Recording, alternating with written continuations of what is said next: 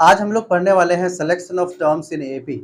यानी अगर किसी एपी का कुछ टर्म का सम दिया हुआ है, जैसे 3 टर्म का सम दिया हुआ रहे या 4 टर्म का या 5 टर्म का सम दिया हुआ रहे, तो उन टर्म्स को मानेंगे कैसे, यानी क्वेश्चन बनाने के लिए कैसे मानेंगे। तो आप देखिए, अगर मान लो 3 टर्म का सम दिया हुआ रहे तो आपने फर्स्ट टर्म को T1 माना, दूसरा टर्म को T2 माना, तीसरा टर्म को T3 माना और तीनों टर्म का सम बोल दिया गया कि 24 है, तो T1 plus T2 plus T3 बराबर 24 हो जाएगा।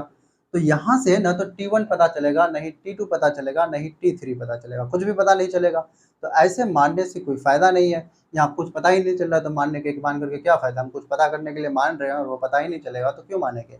अगर मान लो कि ऐसे माना, अगर a माइनस, पहला टर्म को a माइनस डी माना, दूसरा टर्म को a माना और तीसरा टर्म को a प्लस डी माना, तीनों टर्म का सम दिया हुआ है, तो इसलिए a तीनों का सम कर देंगे और उसको 24 के बराबर कर देंगे। तो a मिलेगा a प्लस डी यहाँ पर, और जो a minus D plus a plus D बराबर 24 दिया हुआ है, तो डी कैंसिल हो जाएगा। तो यहाँ से 3a बराबर 24 और यहाँ से a बराबर 24/3 यानी 8 मिल जाएगा। क्या पता चल रहा है कि यहाँ पर a और d में से कोई एक तो पता चल रहा है। नहीं तो आप अगर ऐसे मानेंगे तो कोई फ़ायदा नहीं हो रहा है। T1 भी पता नहीं चल रहा है, T2 भी पता नहीं चल रहा है, T3 भी पता नहीं चल रहा है। लेकिन अगर ऐसे मानेंगे a माइनस डी, पहला टर्म को, दूसरा टर्म को a और तीसरा टर्म को a प्लस डी, तो आपको यहाँ a पता चल जाएगा। फिर क्वेश्चन में क्या है, दूसरा कंडीशन या दूसरा इक्वेशन दिया हुआ रहेगा, वहाँ से हम लोग क्या करेंगे, a की वैल्यू ला करके, मतलब ले करके वहाँ जा करके पुट कर देंगे, तो d निकल जाएगा दूसरा इक्वेशन में। तो यहाँ से a और d जो ही पता चल जाएगा, तो a माइनस डी, a और a प्लस डी सब पता चल जाएगा। लेकिन अगर आपने ऐसे माना तो कुछ नहीं होगा, किसी काम का नहीं होगा। तो भगलोल लोग इस तरह से मानेंगे, जो चालाक लोग होंगे इस तरह से मानेंगे। तो हम लोग थोड़ा सा चालाक हैं, तो इसलिए चालाकी से इस तरह से मानेंगे। यहाँ पर क्या करेंगे, अब जो selection of terms in AP heading है, तो हम लोग कैसे मानेंगे। देखिए टर्म्स को, selection of terms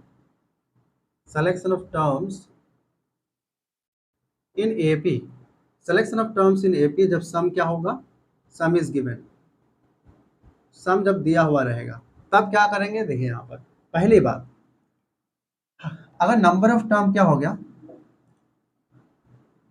number of term अगर ऑड हुआ तो कैसे मानेंगे। इसको हम लोग केस नंबर 1 ले लेते हैं। नंबर ऑफ टर्म अगर ऑड हुआ तो कैसे मानेंगे, तो इधर लिखिए नंबर ऑफ टर्म,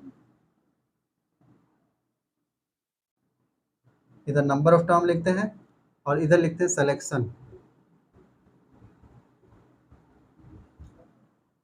आपसे कहा गया कि किसी एपी के 3 टर्म का सम जो है कुछ दिया, मतलब 24 है या 25 है या कुछ भी है जो दिया हुआ है, तो आप क्या करेंगे, तीनों टर्म को कैसे मानेंगे। तो फर्स्ट टर्म को आप मानेंगे a माइनस डी, दूसरा टर्म को a मानेंगे, तीसरा टर्म को a प्लस डी मानेंगे। इससे ये फायदा होगा कि a पता चल जाएगा, दूसरा इक्वेशन दिया हुआ रहेगा तो उससे a की वैल्यू पुट करने पर d निकल जाएगा।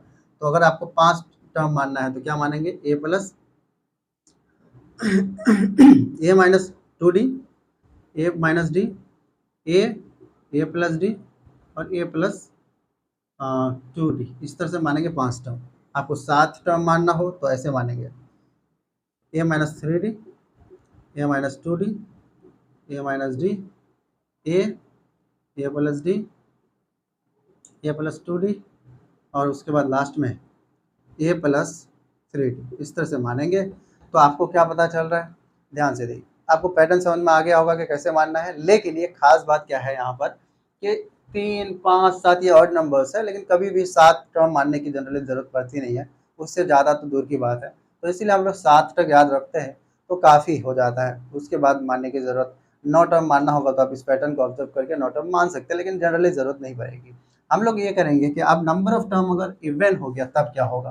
तो नंबर ऑफ टर्म अगर इवन हुआ, यानी 2 हो गया या फिर 4 हो गया या फिर 6 हो गया, तब कैसे मानेंगे। तो नंबर ऑफ टर्म अगर इवन हुआ तब, नंबर ऑफ टर्म अगर इवन हुआ तो आप क्या करेंगे, इधर लिखेंगे number of term, number of term, एक तरफ लिखिए सिलेक्शन ऑफ टर्म, इधर लिखिए सिलेक्शन ऑफ टर्म।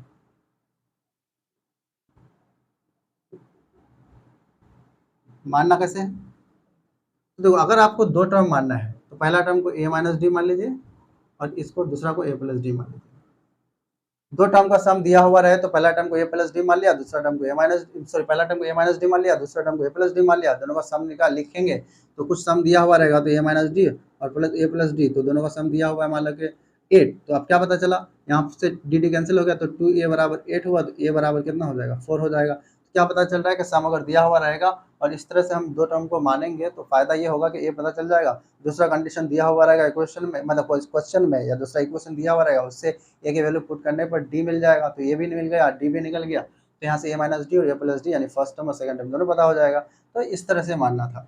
अब चार टर्म मानना हो तो चार टर्म क्या मानेंगे, ऐसे मानेंगे ए माइनस थ्री डी, ए माइनस डी, ए प्लस डी, ए प्लस थ्री डी। अगला छः टर्म मानना हो तो आप ऐसे माने ए माइनस, छः टर्म मानना हो तो ए माइनस मानेंगे फाइव डी, ए माइनस थ्री डी, ए माइनस, ए माइनस थ्री डी, ए माइनस डी, ए प्लस डी, ए प्लस थ्री डी और ए प्लस फाइव डी। इस तरह से मानना है। पहला टर्म, दूसरा टर्म, तीसरा टर्म, चौथा टर्म, पांचवा टर्म, छठा टर्म। तो छः टर्म हमने मान लिया।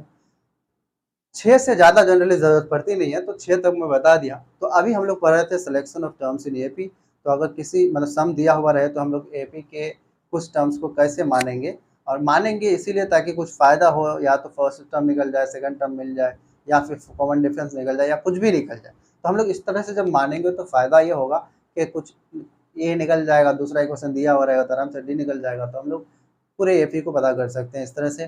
तो ये मानने का फ़ायदा है। तो अब क्या है कि ये कंसेप्ट था कि कैसे मानना है, लेकिन हम लोग क्या करेंगे, इससे रिलेटेड जो क्वेश्चन है वो अगले वीडियो में बनाएंगे। अभी वीडियो लंबा भी हो जाएगा, और दूसरी बात यह है कि मुझे थोड़ा सा कहीं जाना भी है।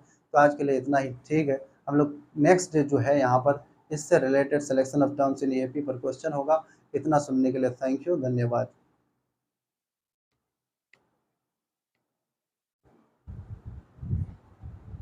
ये